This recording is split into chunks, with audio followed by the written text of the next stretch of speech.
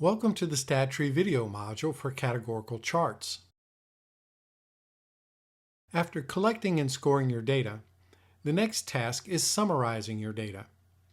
This video will cover chart building for only categorical variables such as race or gender, and any other variables on your survey which are measured as nominal. You will need two categorical variables for this demonstration. In looking at the Preferred Entertainment Viewing Survey, Demographic Question A is categorical with two nominal values. Demographic Question B is categorical with four nominal values. These will be the variables we will use for our demonstration.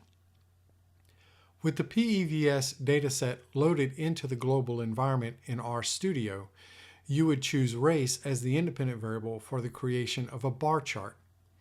You would choose gender as the independent variable for the creation of a pie chart.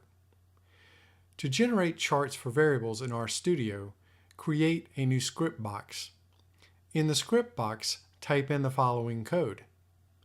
This code can be copied from the new browser window when you press the script button on the sending page from the StatTree module.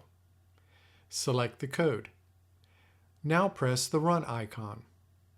R will generate an output in the console window with the requested charts. To see what this output looks like, press the Output button on the sending page from the StatTree module.